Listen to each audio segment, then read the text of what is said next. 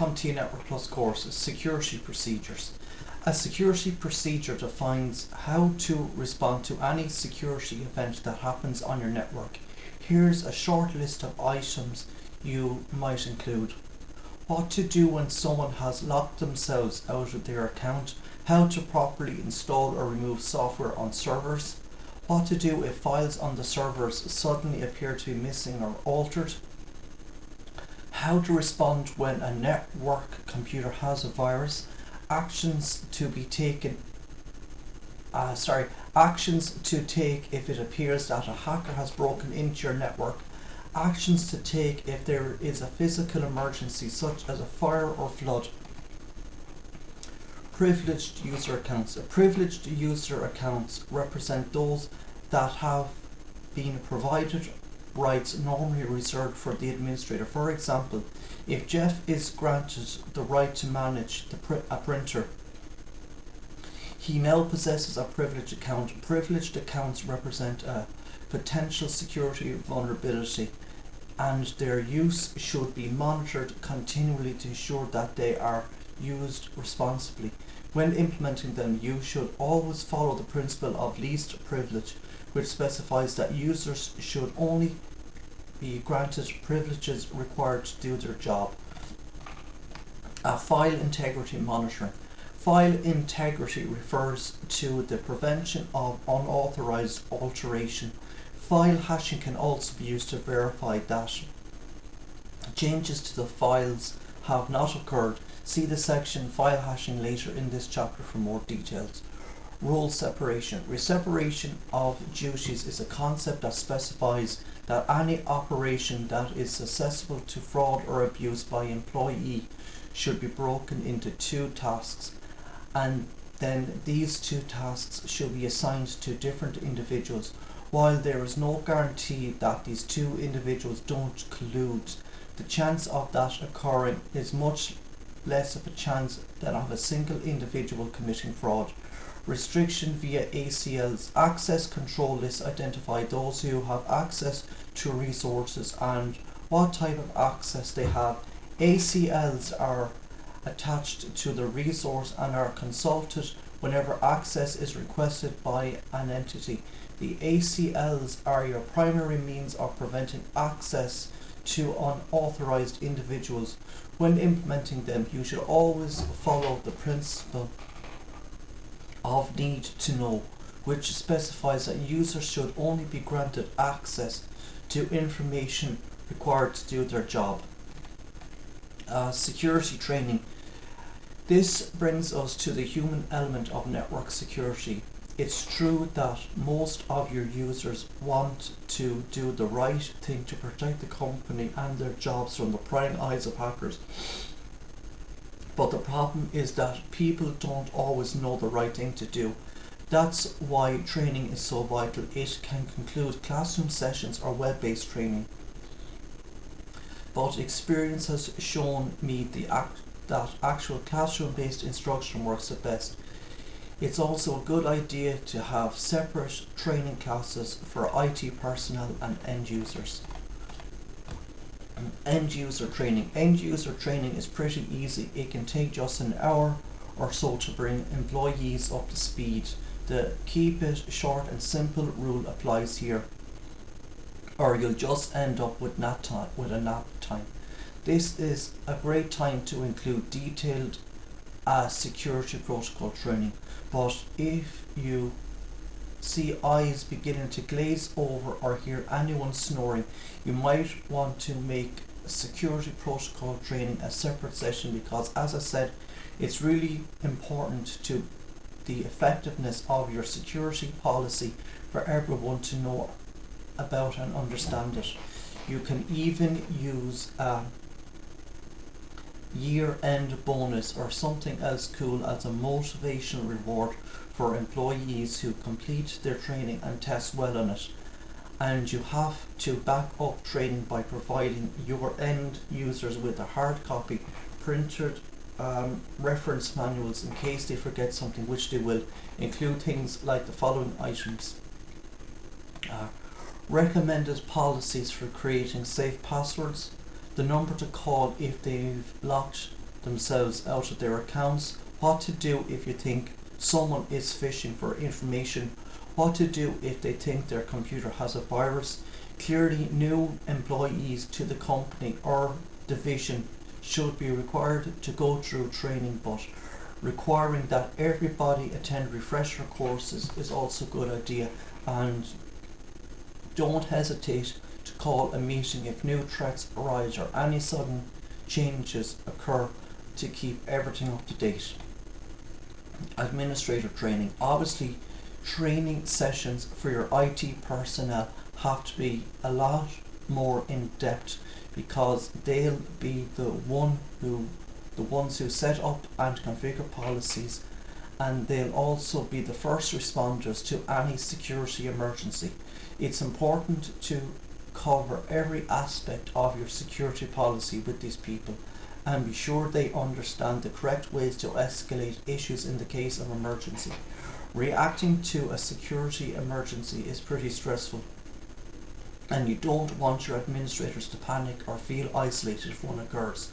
Making sure they know where their lifelines are and how to reach them quickly if they need backup will relieve a lot of pressure when something nasty happens. Patches and upgrades. The operating systems and applications we use today are really just gigantic collections of computer code. Windows Vista has about 50 million lines of code. Windows XP has 35 to 40 million lines of code, where they shaved down Windows 7 to 40 million lines of code.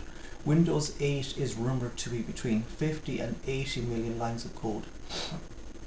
And if you look at the subsystems within Windows, you'll find that there are more than 50 dependency layers process that depend on other processes. Experts who work on deploying Windows say that it typically takes someone about 5 years to fully learn 2 or 3 of these layers. So it's pretty easy to imagine that with that much code being created by just a couple of thousand different people, sometimes a few things get mixed up, and that's the reason there always seems to be a few holes, glitches and bugs to fix. The good news is an operating system and applications are released. Their developers have the chance to catch and repair the problems they uncover. In addition, as hackers find and take advantage of vulnerabilities, software developers work to plug these holes. The repairs are usually released to the public as patches or hotfixes. To address large-scale issues and or major features and components to a program, companies release complete upgrades instead. Here's where we get into the software side of security, which includes things like applying patches, hotfixes and upgrades, plus how to choose to install the right third-party software to protect yourself against viruses, ensuring that your software is up to date. One of the best ways to protect against bad guys exploiting the security holes on your network. Automatic updates through Windows Update. It's really easy to get updates for Windows-based operating systems from Windows via Windows Update, a utility that usually automatically installed when you install Windows. If you need to get more information, go to www.microsoft.com to ensure that Windows Update is enabled. Open your System Properties dialog box, right click My Computer, then choose Properties. You'll see a screen similar to the one shown in figure 4.13.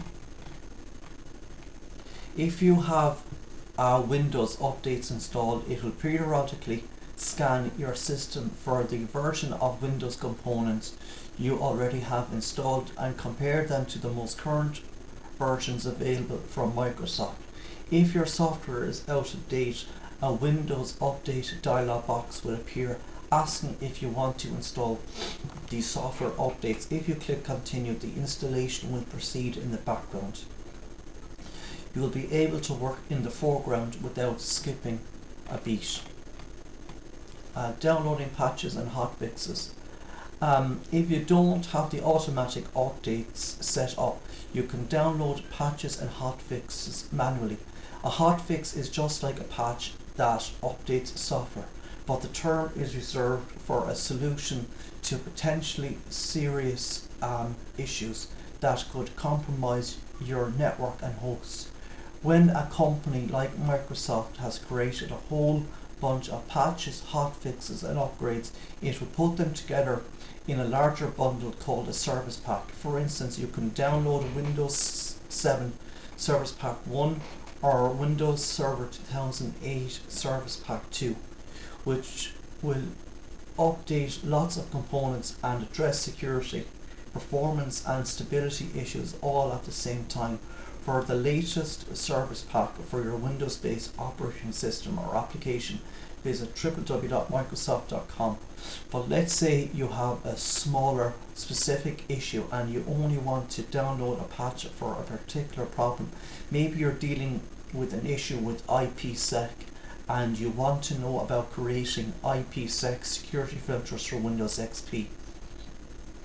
After surfing Microsoft's support site, you came across article KB914841, https microsoft.com/en/download/details.apx ? ID = 735. KB stands for knowledge base, and it's one way Microsoft organizes its support documents. This article will give you background information as well as how to download hotfixes for the operating system you're running. Firmware upgrades. While keeping operating system and application patches up to date gets the most attention, there are devices on your network that may require firmware updates from time to time. Firmware is a form of program code and released data that is stored in persistent memory of some sort, such as non-volatile RAM, NVRAM. In many cases, firmware updates are designed to increase the functionality of a device. In other cases, it may correct a bug or flaw in the system. Firmware updates are much more infrequent than other types of updates, so it's easy to forget about them. You should always agree to be contacted by manufacturers regarding these updates because they are not widely publicized as other types of updates. Updating firmware is a process called flashing, in which the old firmware instructions are overwritten by the new ones. You should carefully follow the process described in the manufacturer's documentation, because failure to do so can lead to the device being made useless, sometimes called breaking the device. Driver updates. Drivers are files that allow a peripheral or component to talk to the hardware layer of the hosting device. In most cases, the drivers you need for the device will already be present in the drive cache that is installed with the operating system. But in some cases, especially with new devices, this will not be the case. In those instances, you will have to allow the system to locate the driver file from the CD that came with the device, or in extreme instances, you may have to search for it on the internet. You should always start your search on the website of the manufacturer. Drivers found elsewhere may be problematic and in some cases may introduce malware.